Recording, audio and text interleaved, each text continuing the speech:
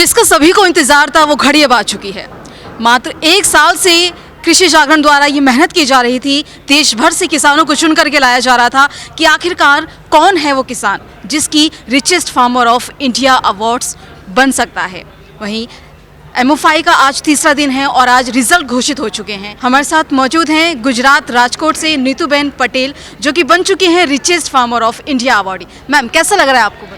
जी, बहुत बहुत अच्छा लग रहा है और कृषि जागरण और महिंद्रा जो आयोजन किया है उनके लिए मैं तहे दिल से धन्यवाद करना चाहूँगी। जी मैम, जैसे कि आपने बताया कि महिंद्रा ट्रैक्टर्स द्वारा MFI को प्रायोजित किया गया है, ICAR द्वारा आयोजित किया गया है और कृषि जागरण जो है वो ऑर्गेनाइज़र है। मात्र एक साल से हम लोग मेहनत कर रहे हैं, तो क्या कहना चाहेंगे आप? जो MFI इवेंट है, कृषि जागरण को या ICAR को या महिंद्रा ट्रैक्टर्स को क्या मैसेज देना चाहेंगे? जी, एक तो ये जो पूरा दिन सुबह 11 बजे से हम यहाँ पे है और पूरा दिन जो इवेंट देखा, काफ़ी सारे यहाँ पे फार्मर ने पार्टिसिपेंट किया। तो ये पूरा टीम ने इतना, मैंने अभी रास्ते में आपको बोला था कि बहुत बहुत मेहनत किया है 3-4 महीने से अब पूरी टीम ने, और वो दिख रहा है आपकी मतलब कहाँ कहाँ से आप खोज के कैसे किसानों को लेके आए।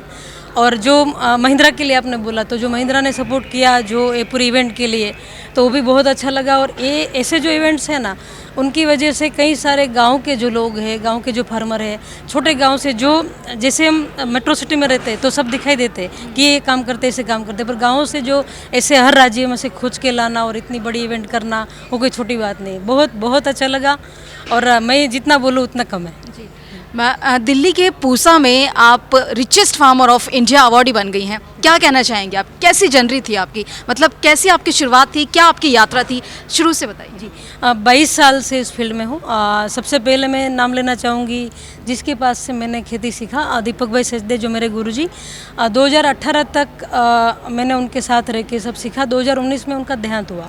उसके बाद उनके जो विचार थे उनके ऊपर ही पूरा काम करना था, तो मेरे साथ मेरे को फाउंडर है संदीप भाई सब्बरवाल, उनके साथ मिलके हमने एक कंपनी शुरू किया और वो कंपनी को सपोर्ट किया इंडीग्राम लैब और सुनील भाई खिरनार करके, जो अभी हमें गाइडेंस भी देते हैं और मेंटर भी है। और उनकी वजह से आज पिछले 2-2.5 साल में हम जो स्केल कर पाए हैं, हम काफ़ी सारे फार्मर को इंटीग्रेटेड सर्विस मिले। एक फार्मर को सोइल प्रिपरेशन करना, उनके बाद उनको क्रॉप का केयर करना, उसके बाद हार्वेस्ट करना, उसके बाद जो है उनको जैसे बोलते हैं कि वैल्यू एडिशन करना। वैल्यू एडिशन करेगा तो फार्मर को कुछ इनकम मिलेगी, तो वैल्यू एडिशन करके मार्केट तक उनकी प्रोडक्ट पहुंचाना। हम गुजरात में एक और भी हमारा एक छोटा सा कंपनी टू लाइफ एंटरप्राइज करके, जो CBBO है गुजरात सरकार का, जो APO बनाता है। और आपने सुना होगा कि डांग जिला जो भारत का पहला जिला जो है घोषित किया गया ऑर्गेनिक, जो हमारे जो जिसने आइडिया दिया और जिसके मार्गदर्शन में काम हुआ, हमारे गुजरात के महामहिम जो देवत आचार्य जी है, उनके साथ रह के पूरा हमने ये पूरा प्रोजेक्ट किया। तो डांग जिला जो था, जो पूरा ट्राइबल बेल्ट है, वो ऑर्गेनिक में काम किया, वो भी हमारी कंपनी पूरा डॉक्यूमेंट वगैरह काम किया। उसके बाद हम बनासकाठा में, पूरे बनासकाठा एरिया में सोइल, सलाइन सोइल पे बबुल निकाल के बायोचार बनाना, काफ़ी सारी कंपनियों के साथ मिलके बायोगैस जो कार्बन क्रेडिट के प्रोग्राम में वो लेके आना, छोटे छोटे फॉरेस्ट बनाना, बबुल निकाल के ग्रासलैंड बनाना। तो पूरा का पूरा जो चैनल बनाना, वो इंटीग्रेटेड सर्विसेज बना कि बायोडाइवर्सिटी में जो भी आता है, पक्षी आता है, पानी आता है, पर्यावरण आता है, खेती, और अपने काफ़ी सारे जो वाइल्ड हब्स है, उन चीज़ों पे, सब चीज़ों पे काम करने का मौका मिला। अभी भारत के 24 स्टेट में हम ICF इंडिया फाउंडेशन के साथ मिलके काम कर रहे हैं और बहुत बहुत आज जो आपने हमारे काम को अप्रिशिएट किया, उसके लिए बहुत बहुत धन्यवाद। मैम, जैसे आपने बताया कि आप भारत के 24 जिलों में काम कर रही हैं, तो आपके फ्यूचर प्लान्स क्या हैं और आप क्या कुछ करने वाली हैं? पहले तो हमारे जैसे सब फार्मर मिलियनर बने, बराबर। हाँ, हर गांव से मैं चाहूँगी कि जो यंग जनरेशन है, बहनें भी और भाइयों भी, मुझे खुशी है कि हमारी जो कंपनी है उसमें गांव में जो हम काम करते हैं, मैंने टाटा साहब की और सदगुरु जी की एक स्टोरी में सुना था कि सदगुरु जी ने टाटा जी को एक प्रश्न पूछा, रतन टाटा साहब को, कि आपकी लाइफ में रिग्रेट क्या है। तो उसने ऐसा बोला कि हम जब गांव में जाते हैं, बड़े बड़े प्रोजेक्ट करते हैं, और प्रोजेक्ट करने के बाद जब वहाँ से 4 साल के बाद निकल जाते हैं तो वो प्रोजेक्ट जो है वहाँ पे पूरा हो जाता है। फिर आगे कोई काम 5 साल के बाद अब देखते तो जीरो हो जाता है। तो मुझे ऐसा मन था कि मैंने डांग से ये प्रेरणा ली कि वहाँ हमने जितना भी प्लेसमेंट किया, स्टाफ का, टीम का जो हमने रिक्रूटमेंट किया, वो अभी हमारा वहाँ पे 100 लोग का स्टाफ है। तो उसमें 98 लोग जो है, मतलब बच्चे या बहनें और भाई दोनों है वहाँ पे, वो सब गांव के। उसी की रिप्लिका हमने बनासकाठा में करी। बनास डेयरी ने हमने बहुत अच्छा सपोर्ट किया। शंकर भाई चौधरी जो अभी गुजरात राज्य के अध्यक्ष है और बनास डेयरी के चेयरमैन है, बहुत अच्छा सपोर्ट मिला। बनास डेयरी की पूरी टीम हमारे साथ सपोर्ट में है। और हरियालू बनास करके एक प्रोजेक्ट चल रहा है, उसमें हम काम कर रहे हैं। तो वहाँ पे हमारे साथ काफ़ी सारे जो यंग जो भाई बहन थे वो जॉब करते थे, कोई अलग अलग ऑफिसेस में जॉब करते थे, कोई सिटी में जॉब कर रहे थे, वो भी हमारे साथ मिल के गाँव में खेती कर रहे हैं और फील्ड पे फार्मर के साथ काम करे, तालीम ले रहे। तो अभी जो पूरा जो सीन है, जैसे अभी गडकरी साहब जो प्रोग्राम में बोल रहे थे कि हमें कुछ विचार बदलना होगा, पूरी सिस्टम जो चेंज करनी पड़ेगी, सीखना पड़ेगा, क्रॉप के पैटर्न बदलने पड़ेंगे। तो ये हमने पूरा देखा है कि मैं गांव से हूँ, तो गांव देखा, शहर देखा, मेट्रो सिटी देखे, बाहर का जो काम चल रहा था वो देखा, एक्सपोर्ट का पूरा इंडस्ट्री कैसे चल रहा है वो देखा, काफ़ी सारी वैल्यू एडिशन चीज़ों पे काम किया। तो एक्सपीरियंस जो 20 साल का था ना, वो हमें इतना अच्छा मौका मिला ज़मीन पे उतारने का, और इतना जो गुरुओं का ज्ञान मिला, जो मेंटरशिप मिला, जो गाइडेंस अच्छा मिला, तो वो गाइडेंस पूरी जो एग्रीकल्चर कम्युनिटी को मिले, गांव के कई सारे भाई बहनों को मिले, और वो सब आगे बढ़े। तो ये बस मैं जो आपने बोला कि आगे क्या बोलना चाहोगे, तो मैं ये आपको बता रही हूँ कि बहुत बहुत सब चीज़ें, मतलब हर दिन हमारे साथ जितने भी टीम काम कर रही है वो शाम को एक ऐसा फ्रेशनेस लेके घर जा रहे कि हम जो काम कर रहे अपनी धरती माता को बचाने के लिए कर रहे, ज़मीन में जो जहर नहीं जाता है उनको ना डाले और प्राकृतिक तरीके से आगे बढ़े, उसके लिए काम कर रहे। हम अच्छा खाना उगाएंगे तो अच्छा खाना खाने को मिलेगा, वहाँ से हमारा स्वास्थ्य अच्छा होगा, और अच्छा स्वास्थ्य होगा तो समाज भी अपना बहुत अच्छा रहेगा। जैसे कि मैम आप ऑर्गेनिक पर पूरा फोकस कर रही हैं, मिट्टी को मतलब सॉइल पर आपका पूरा ध्यान है, तो आपकी जो यात्रा बताई आपने, तो ऐसे ही आप रिचेस्ट फार्मर ऑफ इंडिया अब बन चुकी हैं। जो दूसरे किसान हैं, मतलब युवा किसान हैं, उन्हें आप क्या मैसेज देना चाहेंगे कि यहाँ तक पहुँचने के लिए उन्हें क्या करना चाहिए? क्योंकि आजकल जो यूथ है वो फार्मिंग की तरफ कहीं ना कहीं टूटता चला जा रहा है, फार्मिंग की तरफ उनका जो कनेक्शन है या इंटरेस्ट कह लो, वो कहीं ना कहीं टूटता चला जा रहा है। तो आप क्या कहना चाहेंगे कि जो मतलब किसान भी एक अवार्ड का हकदार है, सिर्फ नेता या फिर कोई पॉलिटिशियन या फिर कोई बॉलीवुड सेलिब्रिटी ही सिर्फ अवार्ड नहीं लेती हैं, किसान जो खेतों में काम करता है वो भी एक अवार्ड ले सकता है। तो एक युवा किसानों को आप क्या मैसेज देना चाहेंगे? सबसे पहले तो इस फील्ड में आने के लिए आपको एक जो संघर्ष है वो जारी रखना है, सीखना बहुत है, तालीम बहुत लेना है। अगर आपने कोई चीज़ सीख ली और तालीम ले लिया और उसी जगह पे आपको, जैसे मैंने बोला कि मुझे काफ़ी सारे मेंटर मिले, ऐसे मेंटर मिले कि उसने रास्ता दिखाया कि इस पर चलो, तो आप तो सबसे पहले कोई ऐसा जहाँ भी आपको ठीक लगे, आपको हमारा भी गाइडेंस चाहिए। पूरे देश में मैं पूरे गांव के जितने भी किसान भाई बहन हैं मैं बोलना चाहूँगी कि कोई भी आपको सलाह चाहिए कि इस चीज़ में हम क्या करें, कैसे करें, जो भी हमने सीखा 20-22 साल, जो भी हमने समझा, हम आपके साथ शेयर करेंगे। अब हमारी जो जर्नी है वो भी आपकी ही जर्नी, हमारा जो कंपनी अभी है वो आपका ही कंपनी, ऐसा ही आप समझो। तो आपको जहाँ से भी लगे वहाँ से गाइडेंस लो, किसी को पूछ के काम करो। जैसे कभी कभी हम देखते हैं ना कि पिछले 20 साल में देखो तो एलोवेरा फार्मर ने लगा दिया तो सब ने एलोवेरा लगा दिया, अभी इस बीच में सहजन की खेती हो गई थी तो सब ने सहजन लगा दिया।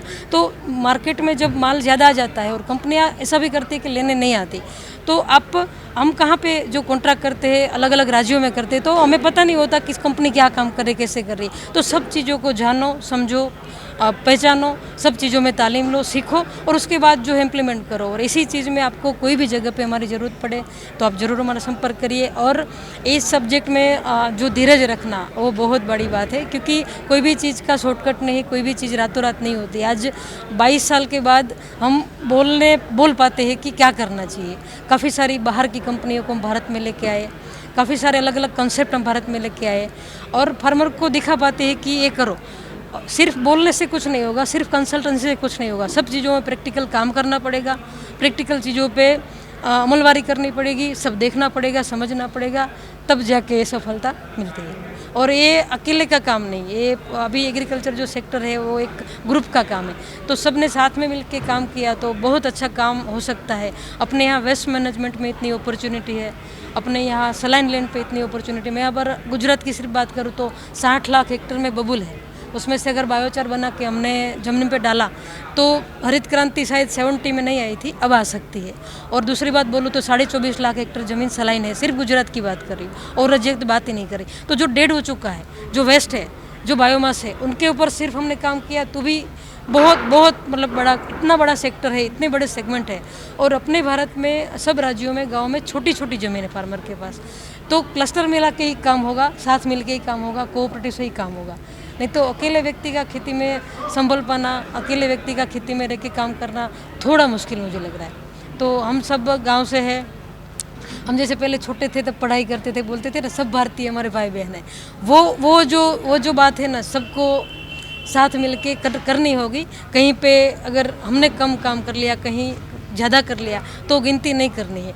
कुछ 5 साल 10 साल सबने मिल के एक बड़ा अगर सोचा और ट्रांसपेरेंट मॉडल बनाए तो बहुत अच्छा काम हो सकता है। अभी काफ़ी सारी वर्ल्ड की कंपनियां सजीवन के साथ जुड़ी है, कई साल के कंपनी ने पार्टनरशिप किए हैं, एग्रीमेंट जो किए हैं इम्प्लीमेंट पार्टनर के, तो वो एक इस तरीके से इसलिए बन पाया है कि हमने जो ग्राउंड पे था उनके सामने रख दिया कि हम ये करना चाहते हैं, हम फार्मर को बड़ा करना चाहिए। मुझे काफ़ी अपॉर्चुनिटी बाहर की मिली, शहरों की भी मिली, पर मैंने चुना कि फार्मर का इनकम कैसे बढ़े, अपलिफ्ट फार्मर कैसे हो, और ज़मीन में केमिकल ना कैसे जाए, ये 2 चीज़ पे हमने फोकस किया।